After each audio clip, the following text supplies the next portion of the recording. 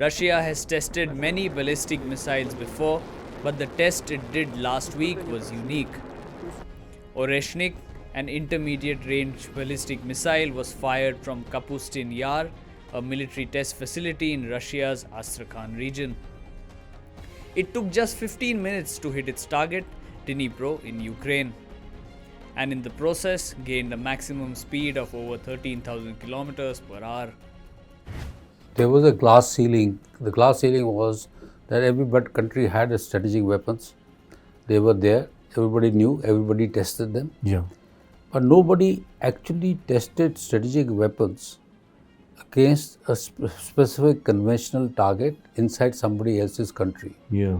So what this basically means is that Russia has used an intermediate range ballistic missile against Dnipro, a center where there's a missiles are being created. It's a manufacturing center for missiles, of the Ukrainian missiles, and targeted it with a system which is a MIRV system also. 6 separate warheads were used.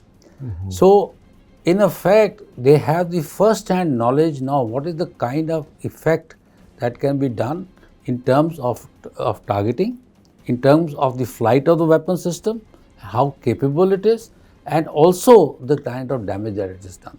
So, in a nuclear parlance, what has happened is Russia has actually tested a delivery system, a nuclear delivery system against a specific target in another country, which has not happened so far. Mm-hmm. So this is a very, very important development, particularly in the sense that warheads can be any. You can change the warhead. I mean, they have had dummy warheads in this case. Yeah. And some say there was some kind of explosive warhead over there. But the main issue is that they were targeted and they were reasonably successful in their targeting. Is the data which is now coming out from Defense News and other channels and the American channels, as also of course the Russian channels, is that it was a very highly successful test. Putin claims the test met its objectives and more such tests in combat mode will follow. The Russian argument is the missile was tested in response to the US-made ATACMS missile fired by Ukraine days ago. And Putin did inform the US and Ukraine before it fired the hypersonic missile. There is a huge bevy of missile and satellite systems and command systems which are operating. North American Air Defense Command picks it up. There is a command system of the NATO. So it would not have been possible for them not to pick up. Yeah. Mm-hmm. Now launching an IRBM, which is again incidentally is also linked to a START treaty, which I will not go into. But the fact of the launching of the IRBM would have been picked up and would have created a huge kind of a uncertainty amongst these people, and they would have put their systems on readiness. Mm-hmm. So what preparations for an IRBM can be easily noticed? They would be noticed. Yeah. The preparation on the launch sites are always what can be picked up. Yeah. Mm-hmm. But what the Russians did was 30 minutes before launch, they informed the White House, I mean the Americans, as well as the Ukrainians, that the missile is coming and it will be on top of there in 30 minutes. So the idea of telling the Americans was basically to tell them that this is not against them. Yeah. Number 2, as far as Ukrainians are coming, that accept something and whatever measures you can take in next 30 minutes, okay.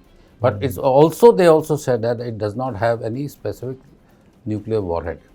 That point was also informed. Because there is no way you can tell that a missile coming at you has a conventional or an atomic warhead on it.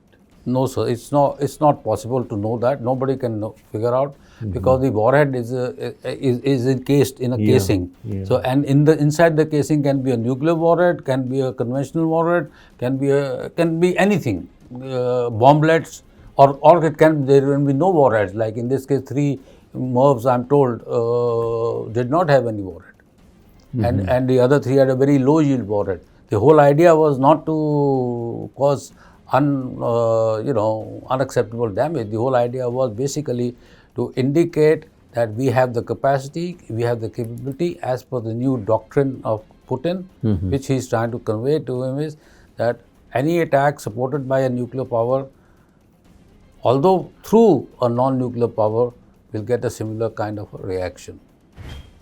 So here's my take. Russia's President Putin has killed two birds with one stone.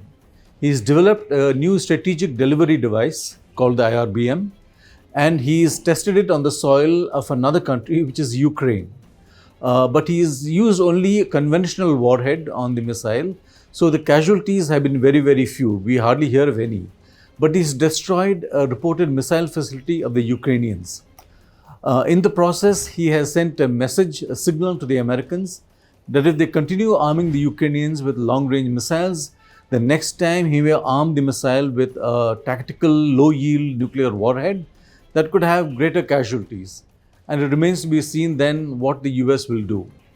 So is Putin guilty of an overreaction? Some would say the original sin was his, since he invaded Ukraine, a sovereign country.